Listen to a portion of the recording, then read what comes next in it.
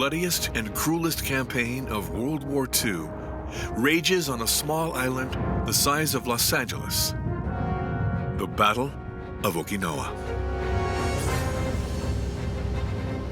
As war winds down in Europe, here on this little piece of land in the middle of the Pacific Ocean, the United States and Japan face off in an agonizing conflict that will change the course of history.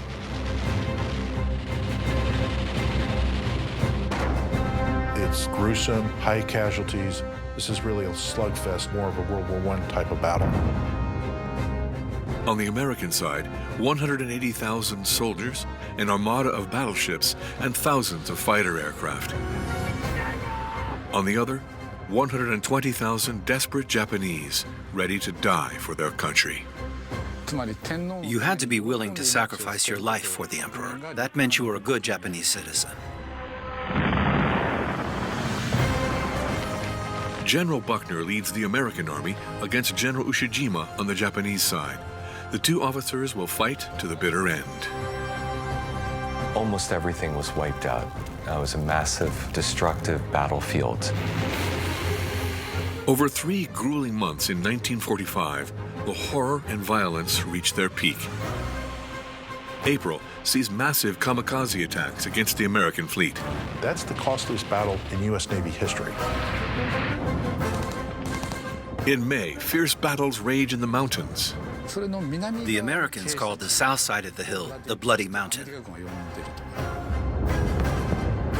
And in June, the rainy season brings new torment to the ground troops.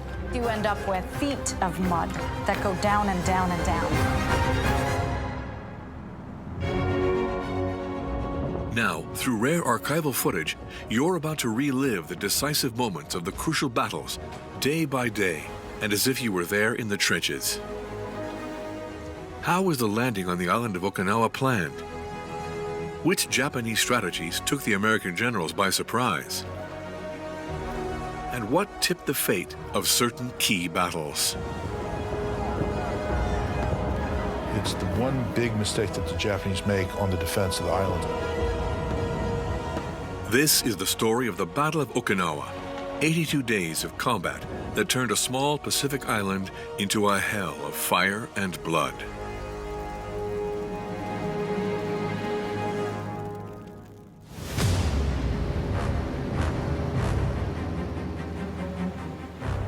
East China Sea, 5:30 a.m. On this particular Easter Sunday, 1,300 American and British warships, including 12 aircraft carriers and 7 battleships, are sailing towards the island of Okinawa. A super-powerful air-sea task force is ready to unleash countless bombs on the island in order to land and take it from the Japanese. The code name for this mission is Operation Iceberg. It is the largest assault of the entire Pacific campaign.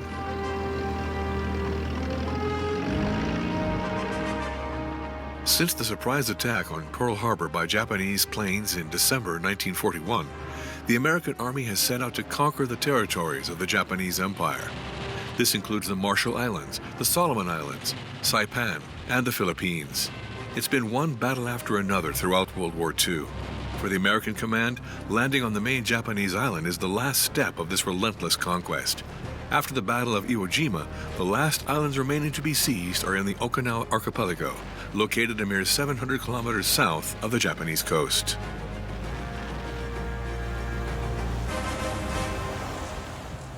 In order to win against Japan holistically, they needed to attack the mainland, whether that was by air, continual bombing would get the job done, or whether they actually had to put boots on ground. In order to do that, they have to get as close as they can. Okinawa is important for 2 reasons. First, its strategic location allows it to be an ideal base for the invasion of Japan. You've got a lot of good space for airfields. It's the right distance to bomb southern portions of Japan. You've also got a lot of space to have infantry units train and station. Second reason is that it allows the Americans to cut off Japan from its colonies. Taiwan, the China coast, Singapore, Java, all those pieces of real estate are still in Japanese hands in 1945. Japan's an island, and most of its economy is based on shipping. So it's easy to hit that with either ships or with planes. The 10th American Army is tasked with invading Okinawa. A force of 180,000 men under the command of three-star General Simon Bolivar Buckner. Facing them, Japan has had time to prepare its defense. 80,000 soldiers of the 32nd Japanese Army, led by General Ushijima Mitsuru, are stationed on the island.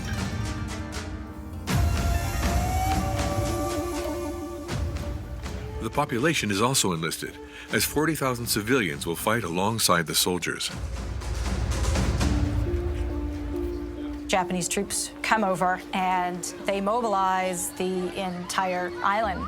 And I mean, every man, woman, and child is supposed to build fortifications and airstrips, and all their farming is supposed to feed the troops. And they're supposed to be prepared to fight and enlist to fight. The Japanese general staff already knew that their army would be decimated in Okinawa. The main mission of the troops was to buy some time.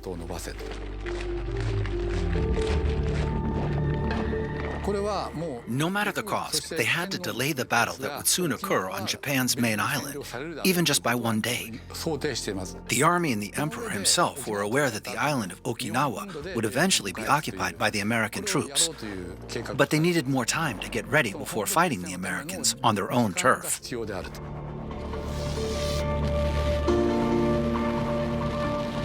The Japanese wanted to inflict a lot of casualties on the Americans. That was basically their main strategic objective in fighting the battle. The American General Staff decide to land on the western part of the island, on a coast stretching 8 kilometers south of Cape Zanpa, near the village of Hagushi. There, the reef is shallow, and several beaches run along the coastline. During low tide, their width reaches 45 meters, which is ideal for troop landing.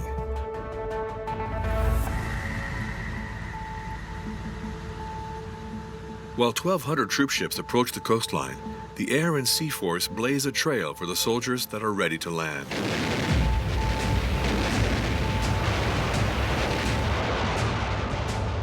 "40,000 shells, 30,000 rockets, and airdropped napalm.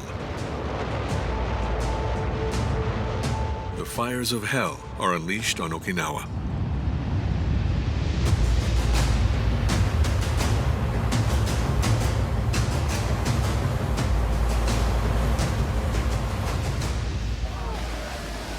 At 8:30 a.m., the first American soldiers set foot on the beach.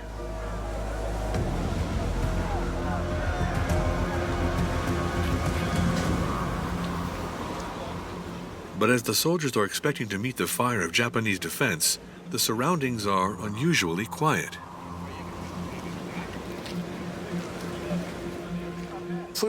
When the Americans landed, there were hardly any Japanese soldiers. They faced no resistance. When the soldiers arrived on April 1st, it almost felt like they were going on a picnic.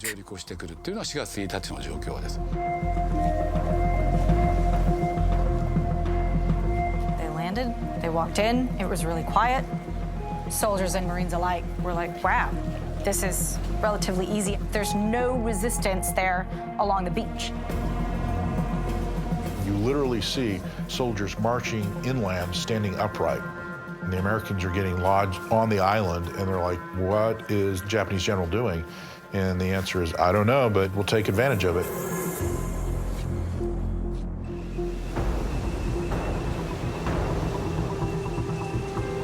However, the lack of resistance to the American landing is in fact a deliberate tactic on the part of the Japanese command. The Japanese air forces were heavily damaged and destroyed.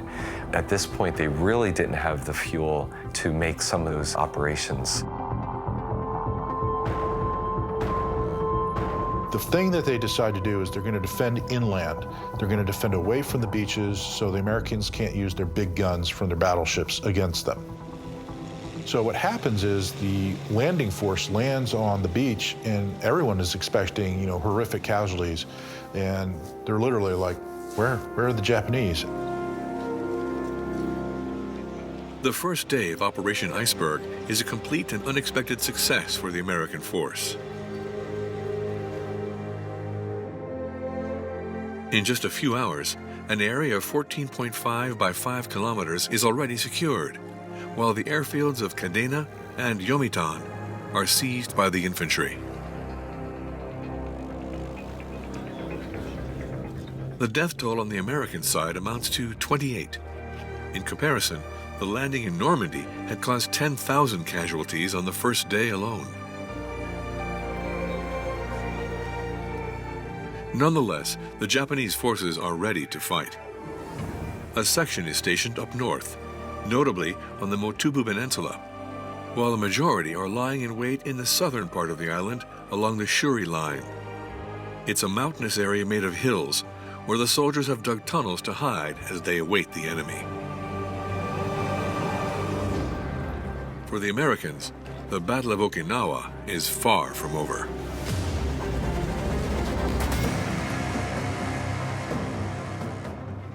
On the second day of the invasion, the American soldiers start progressing inland. 4 Army divisions head south, while the invasion of the North is entrusted to 2 Marine divisions, facing a very weak resistance. Before long, the entire west coast, all the way to Cape Zanpa, is occupied, and the troops march towards their next objective, the Motubu Peninsula. But as the soldiers gain ground, in the open sea, the naval force must face a relentless and unpredictable threat.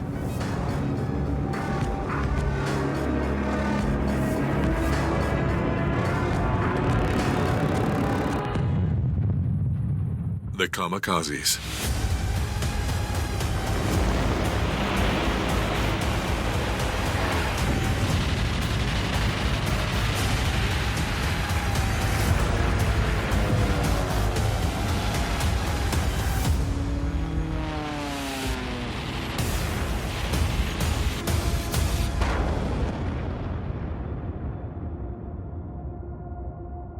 The kamikazes were basically young, relatively inexperienced pilots. They didn't have a lot of aviation fuel left in Japan, and they didn't have a good way of replacing pilots that they lost. And when you go into combat, you're always going to take casualties. Japan didn't have any more high-performance planes or qualified pilots at its disposal to conduct traditional bombing operations. So the General Staff decided to round up teenagers and ask them to simply crash on the ships. Back then, it was considered an act of bravery. One had to be willing to sacrifice his life for the emperor. That meant you were a good Japanese citizen. It was utter madness, pure fanaticism.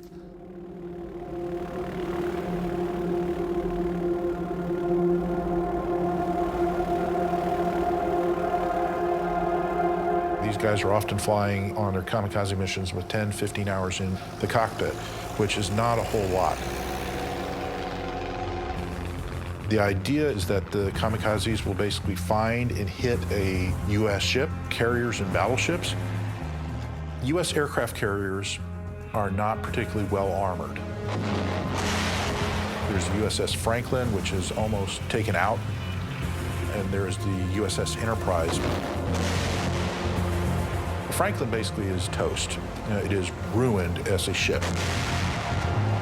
They took out about 30 destroyers during the battle. 5,000 dead, another 5,000 wounded. That's the costliest battle in U.S. Navy history.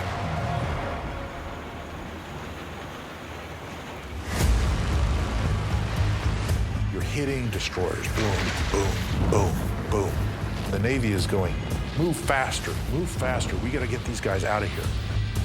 So the kamikazes were really, really hitting them hard. In some cases, because it was so close, they could actually see the face of the pilot. Those images really stayed with people who experienced those attacks firsthand for a very long time afterwards. Along with its fighter planes, the Japanese army also uses small suicide boats called shinyo that are riddled with explosives and maneuvered by a single man. You tend to think of kamikaze as only being pilot, but kamikaze is a way in which they fight that is the pilots, that is the boats. A lot of it was being aimed at ammunition transports, so you can kind of cut off on some of that advantage that the U.S. had in terms of supplies, ammunition. The objective is not suicide. The objective is victory. The Japanese army stops at nothing to damage the American war arsenal. Hoping to weaken it furthermore, Emperor Hirohito decides to go all in and hit the Allied fleet stationed off the coast of Okinawa with full force by ordering Operation Tengo.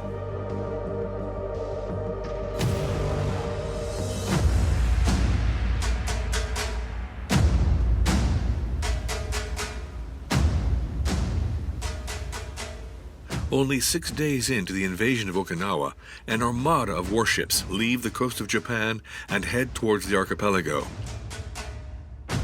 Among them is the Yamato, the largest battleship in the world. The Yamato was a magnificent ship, and it was something that was also the pride of Japan, too. It's 863 feet, 69,000 tons, and it had 9 18-inch guns, which is a little bigger than what even the U.S. has. This is about all they have left.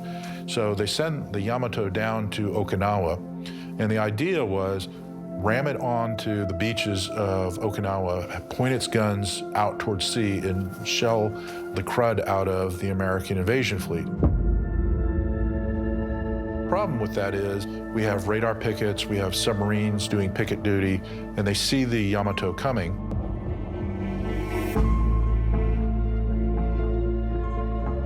When the Yamato and its escort passed the Osumi Peninsula while heading south towards Okinawa, Admiral Spruance, the commander-in-chief of the American Army in the Pacific, gives the order to launch an immediate counterattack. Admiral Raymond Spruance says, I want to kill that battleship, but I do not want to get in a battleship fight where they might actually win, or they might take a couple of my guys with them. So he basically sends airplanes off his carriers.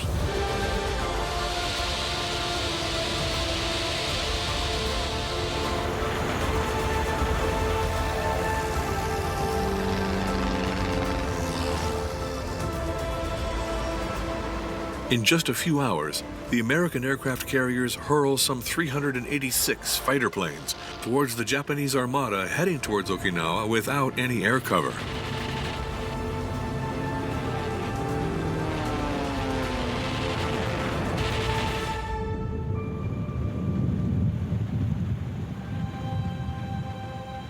Despite the firepower of the largest battleship of the world, the Yamato cannot withstand the violence of the attack.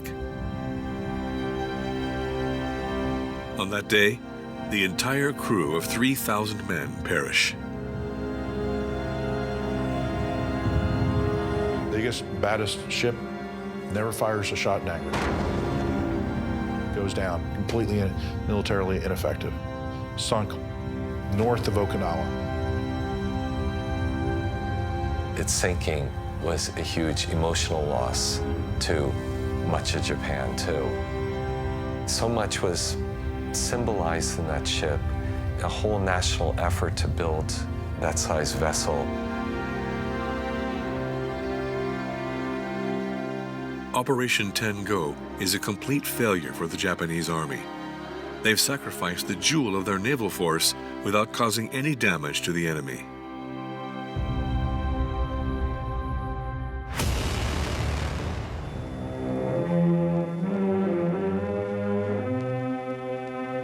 From his beloved second home at Warm Springs, Georgia, the body of Franklin Delano Roosevelt moves on the first stages of its journey to his final resting place. Scores of sufferers from infantile paralysis sorrowfully bid farewell to their great friend and benefactor. With the destruction of the Yamato, the American Army wins a key victory against Japan. But meanwhile, the United States are struck by the sudden death of President Franklin Roosevelt. The entire world is grieving. The troops on Okinawa also pay tribute to the late president. But the Japanese General Staff used this event in an attempt to destabilize the troops. They sent to the field a propaganda pamphlet written in English. To all American officers and men, we must express our deep regret over the death of President Roosevelt. The American tragedy is now raised here at Okinawa with his death. You must have seen 70% of your CVs and 73% of your Bs sink or be damaged, causing 150,000 casualties.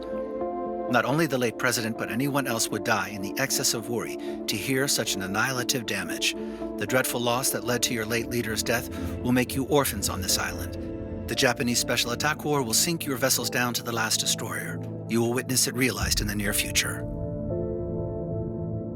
The numbers are totally whimsical, but the text clearly shows that the Japanese troops are willing to fight till the end, and they make sure their enemy is aware of it.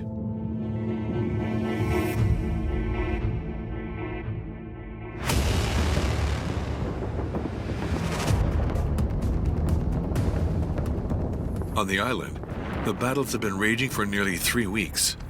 The invasion force faces a fierce resistance from the outposts of the Shuri Line, preventing further advance in the south. In the north, the progressing troops reach Cape Hido. The last pocket of resistance is now surrounded on the Motobu Peninsula, near Mount Yaitake, the Japanese headquarters of the North Sector.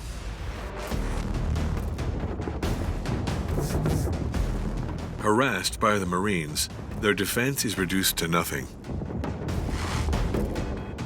With victory in sight, the General Staff decided to set out for a new objective, the small island of Iwo Jima, located less than 3 kilometers from the coast. This strategic spot has 3 takeoff runways and radar equipment, which are indispensable to establish air domination.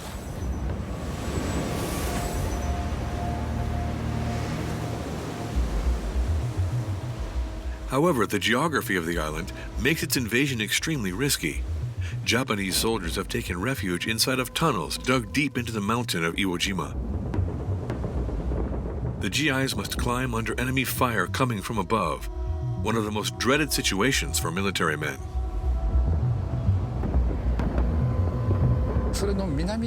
The Americans called the south side of the hill the Bloody Mountain. The Japanese army had been stationed there long before their arrival. This is where the most violent battles took place. So what you had there in terms of Japanese forces is about 930, 950 actual uniformed troops, about a battalion size worth. But they were augmented by Okinawan conscripts and augmented by a lot of civilians.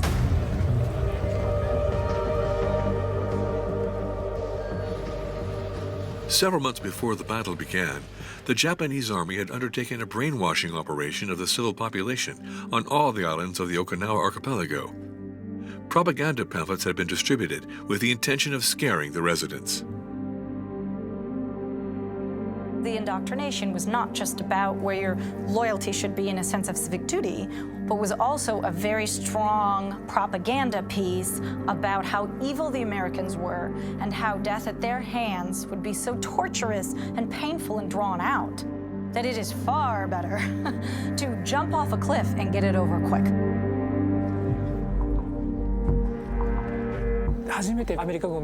We can easily imagine the fear of the civilians who saw American soldiers for the first time. They'd been ordered not to be taken alive. They panicked. Only a few people had received grenades to commit suicide. All the others died decapitated, strangled with ropes, or hit with pieces of wood or rocks. The men couldn't bear the thought of their wife and children being captured and humiliated by the American soldiers. They'd rather kill them with their own hands.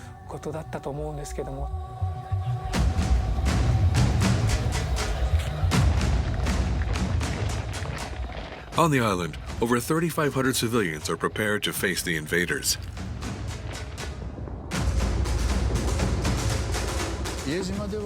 On the islands of the archipelago, including Lachima, many civilians were mobilized and turned into soldiers, including women.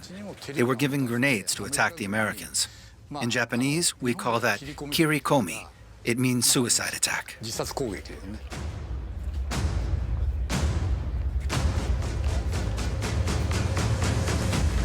You'd have women running around with spears, women with their children strapped to them, still fighting the battle and defending the caves and all of that, which made it a very shocking type of combat for the American soldiers to handle and take over.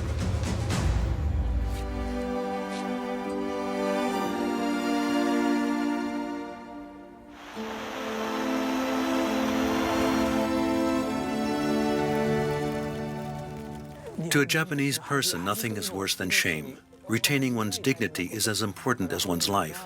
The people were told that being captured was a humiliation and that had to be prevented at all costs. That's what the civilians believed because that's what they were taught.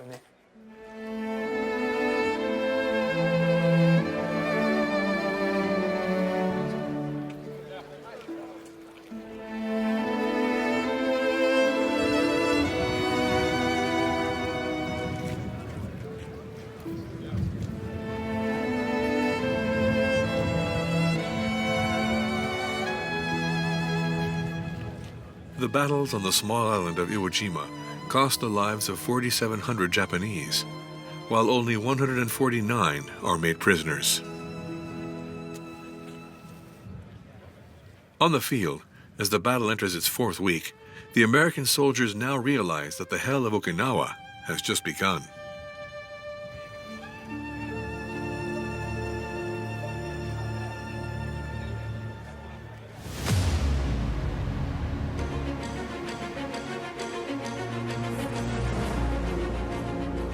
On the main island of the archipelago, the north is now entirely occupied by the Americans.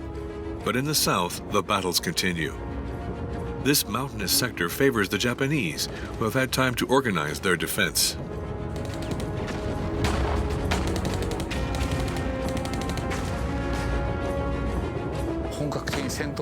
The Japanese troop arrived in Okinawa between August and September of 1944.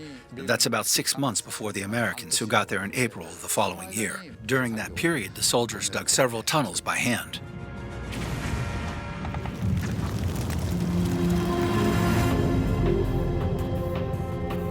Every crest of every hill is the theater of fierce battles, and it often takes several days to capture a single position from the enemy.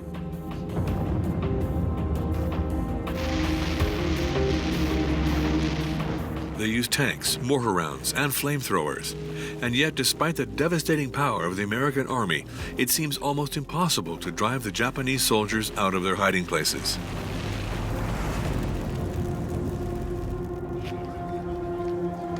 They had enough munitions to hold on for 6 months. This is the best supplied Japanese army unit that the Americans have encountered in the Pacific War. It's gruesome, high casualties, low yards, in fact, no yards taken in some cases. This is really a slugfest, more of a World War I caliber than a World War II type of battle.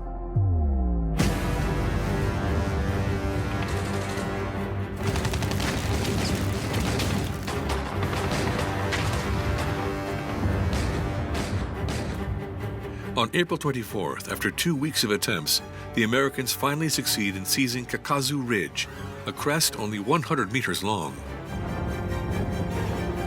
That day, the entire Makinado line finally falls.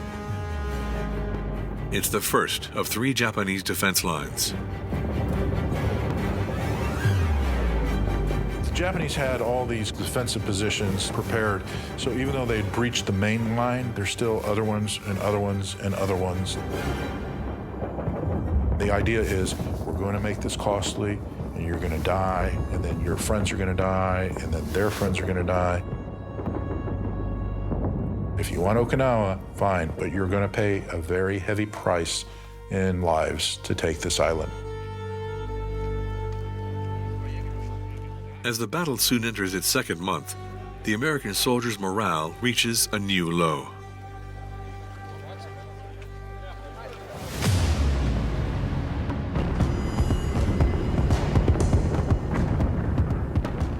In the beginning of May, combat in the hills is raging.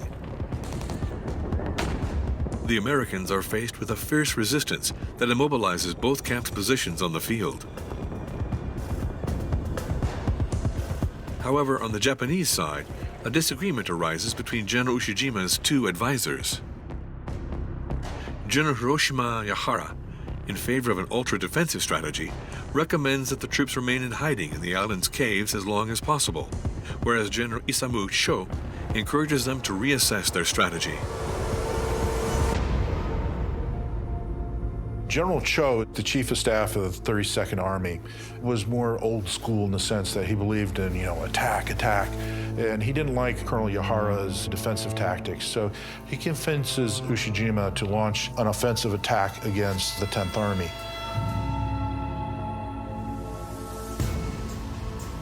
The counteroffensive is based on two simultaneous moves involving a 3,000-man brigade supported by tanks that will hit the center of the American lines, while an amphibian assault on the back coasts creates a diversion.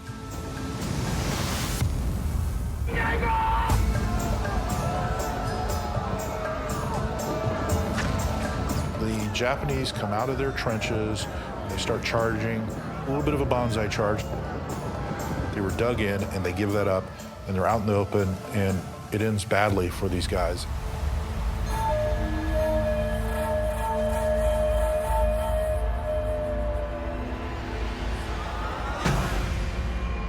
The counterattack is a complete disaster.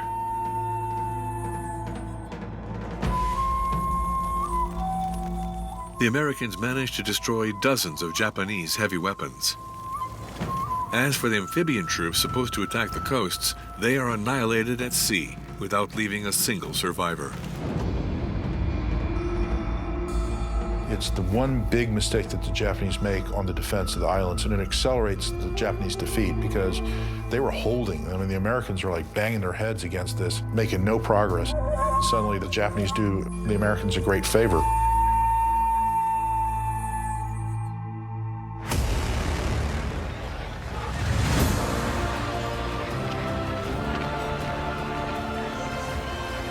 On May 8, 1945, victory is declared in Europe.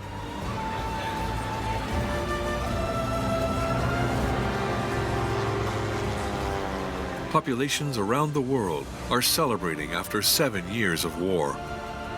Meanwhile, thousands of kilometers away, battles keep on raging in the Pacific. Japan hasn't surrendered.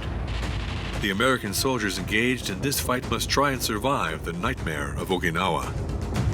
The end of the war in Europe on May 8th doesn't really matter that much on Okinawa. The guys who are in the front lines are still in the front lines. They're still trying to accomplish a military mission, still trying not to get killed by the other guy.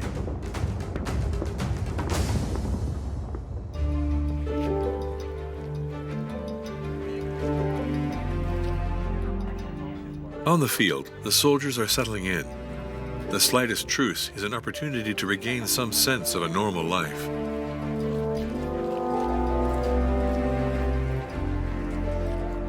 However, quiet moments are short-lived for the soldiers.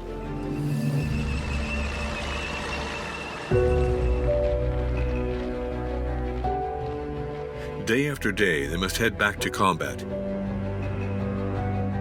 Each meter gained in the south gets them closer to victory and their dream of ever coming home.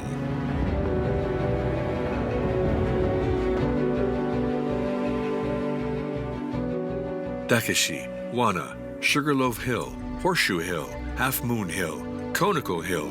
The southern Japanese outposts fall one after the other at the expense of heavy American casualties. Meanwhile, on the west coast, the American forces are now getting closer to the next goal of Naha, the island's capital.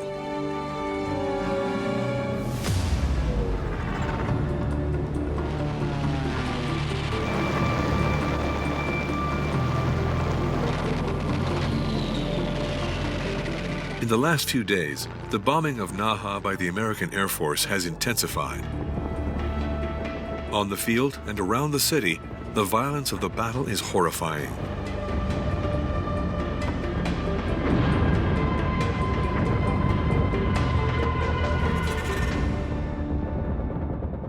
The Battle of Okinawa was described by a war correspondent as a succession of days in hell. In the hills surrounding Naha, as well as downtown, the advantage kept changing sides. One day, the American army dominated, the next, the Japanese would get back on top. The battle was so fierce that many American soldiers went mad.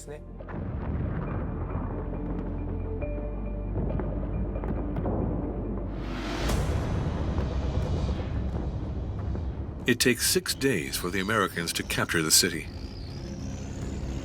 On May 17th, the GIs enter the devastated capital after weeks of bombing.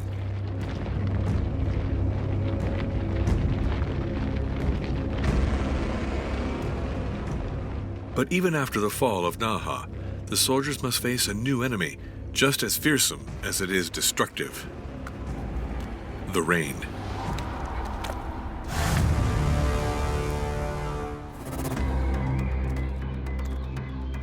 After the capital, the American General Staff must tackle the Shuri Castle, the Japanese headquarters of the South Sector. The troops' progression on the western and eastern fronts allows the Americans to surround the location. But Shuri Castle is an extremely protected fortress, sitting on top of a mountain riddled with tunnels. And the extreme weather conditions considerably slow down the soldiers' progression. When you have steep areas that are very muddy, it becomes difficult for vehicles to move, tanks to move, personnel to move.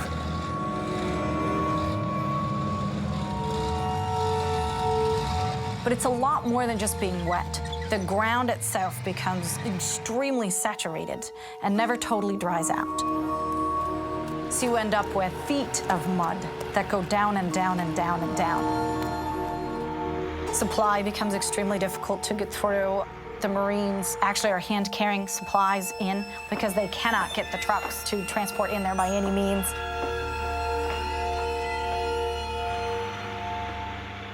Of course, it affects the air. You're not going to be flying in terrible, rainy, awful electric weather.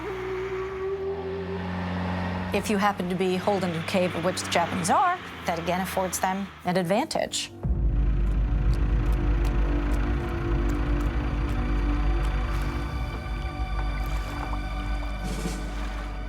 For several days, while Shuri Castle is surrounded by the American army, both camps are paralyzed by mud. Any attack would be doomed to failure.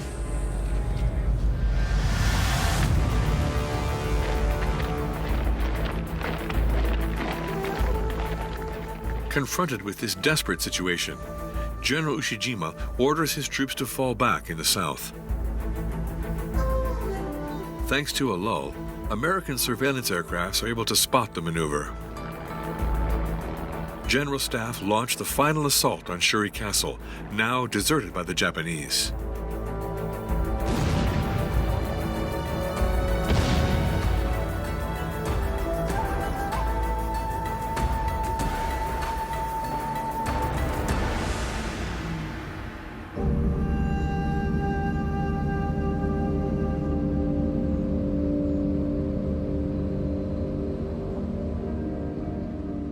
On May 29th, the site is captured, and the American flag finally flies over one of the most protected places of Okinawa.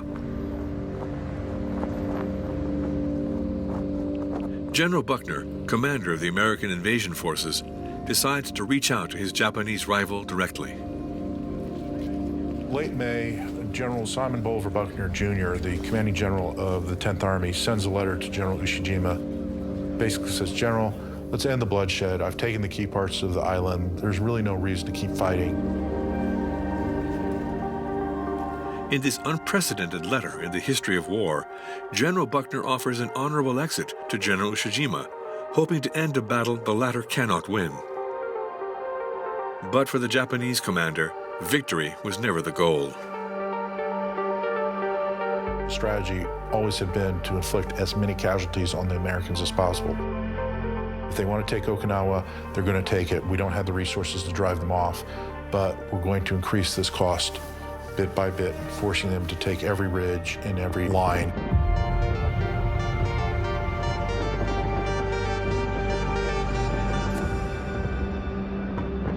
ignores the letter. There's no response.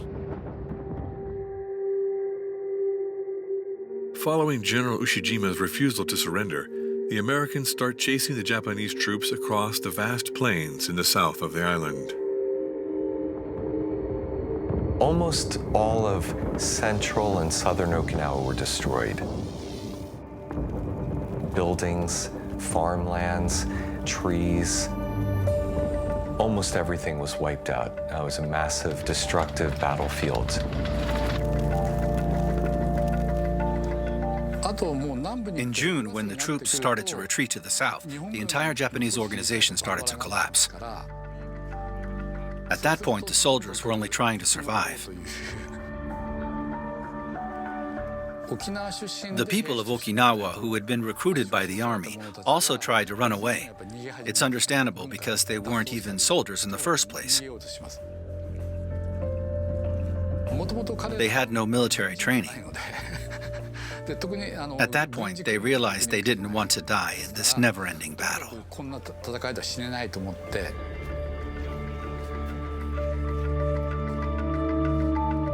Abandoned by their own country's military, the civilians are left to their own devices. They're faced with three options: follow the orders given by the army and commit suicide to avoid being taken prisoner, run away and risk to die of hunger or sickness, or surrender to the Americans. The Japanese troops were forcing civilians to come out of their caves. They took their food, and those who refused to leave were simply killed by the soldiers. Even those that were spared by the Japanese army were forced to leave and found themselves defenseless. They were exposed to the American bombings, facing a certain death.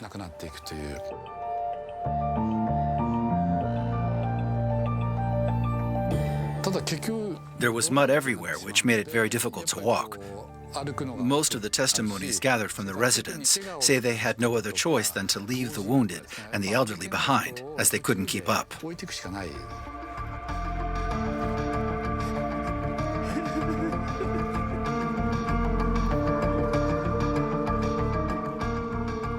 The American army tries to convince the civilians and the soldiers to surrender by dropping leaflets by plane.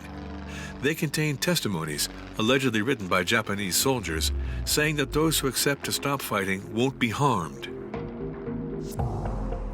Hundreds of soldiers have surrendered, including high-ranking officers. There's no reason to be ashamed. Instead of killing or mistreating us, the Americans treat us the same way they do their own soldiers. Once peace is restored, your family will be happy to know you're still alive.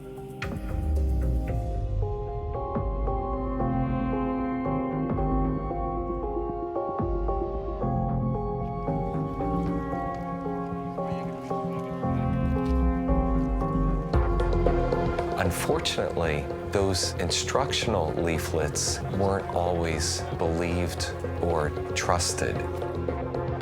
Even if somebody may have been influenced by it and wanted to do it, for whatever reason, they hesitated from doing it. And that's because of propaganda against them earlier, that the Americans are all rapists and they'll murder you.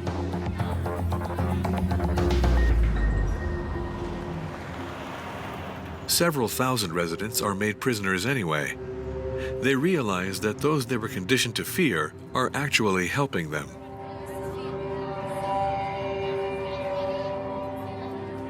Family members survive, and then they're angry when they discover that the Americans are actually decent, giving them food, medical supplies. Since the capture of Shuri Castle, the Japanese forces have been retreating. A major section is stationed on the Oroku Peninsula, while the rest occupies a defense line at the base hills of Yaiju, Yuza, and Mizado. The Japanese positions are getting weaker with each passing day. The progression of the American army is inexorable. The Oroku Peninsula is finally captured on June 13th, Mount Yeju on the 14th, and Mount Yuza on the 16th. The very last of the Japanese forces are hiding in the natural caves in the far south of Okinawa, notably on the Kenichi Ridge and the hill of Mabuni.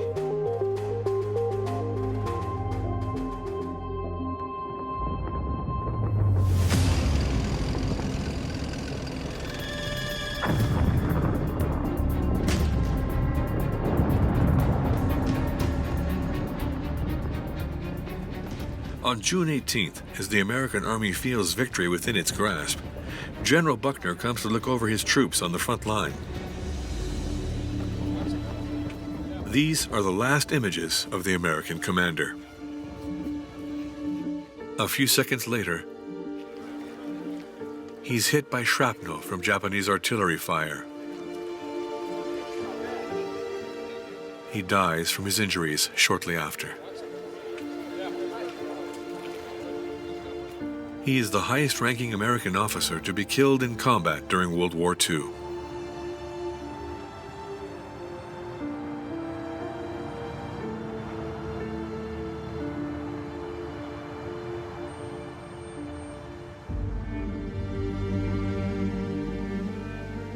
Three days later, American soldiers discover the body of General Ushijima in a cave of the Mabuni Hill. The Japanese general had resorted to a ritual suicide known in Japan as seppuku.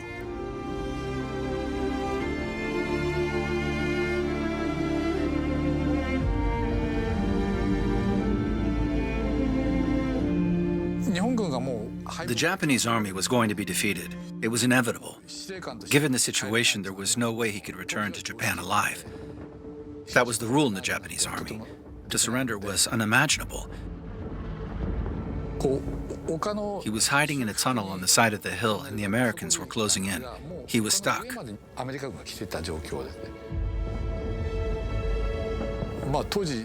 In those days, army commanders committed suicide to avoid dishonor. If they died by their own hand, they could somehow save face. That's why he opted for the seppuku.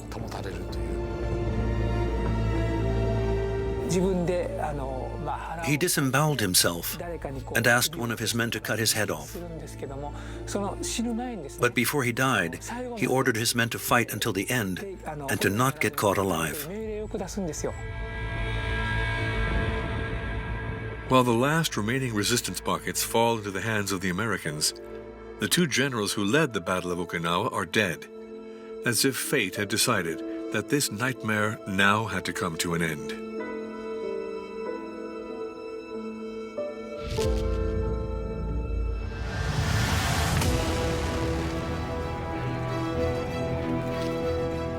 On June 22, 1945, after 82 days of combat of gruesome violence, the Battle of Okinawa is officially over. There was obviously an immense amount of pride and relief that it had been seized. Maybe slightly off schedule, but it had been seized. And that the U.S. was in the prime position to be able to strike out against mainland Japan. 10th Army staff is starting to look at maps of Honshu and figuring out how can we land, where can we land, getting ready for the next big operation. And at that point in time, the invasion of Japan is scheduled to basically be November of 1945. So you only have about 2 months to get ready.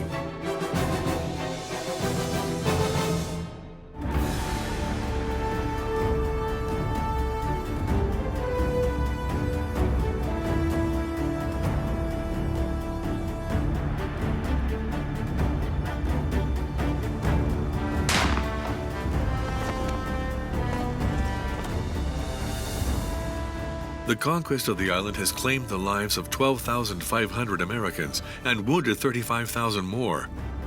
Confronted with the death toll of this magnitude and the pressure of a country refusing to withstand more casualties, the General Staff start reconsidering their invasion plans of Japan.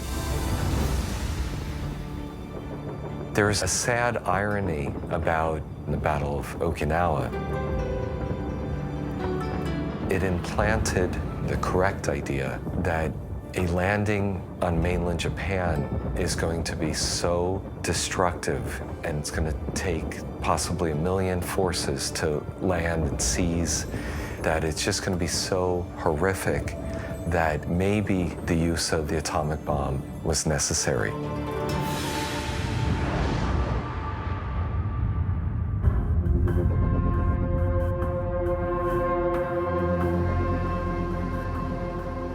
"45 days after the capture of Okinawa, the United States end the war with Japan by dropping 2 atomic bombs on the cities of Hiroshima and Nagasaki. The Battle of Okinawa is therefore the last one of World War II. It has destroyed 90% of the island's buildings and cultural heritage, while costing the lives of 150,000 residents. After the end of the war, the Americans remain on the island in order to establish their main Pacific bases and implement a system allowing the people to regain a normal life.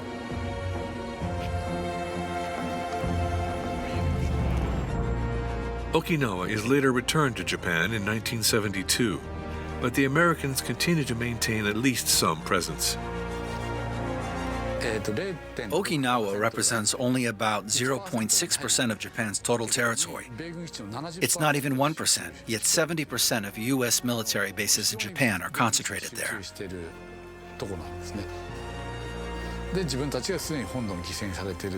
The residents still feel like victims, and their memories of war remain quite vivid. In a way, the battles that devastated Okinawa are not over for them.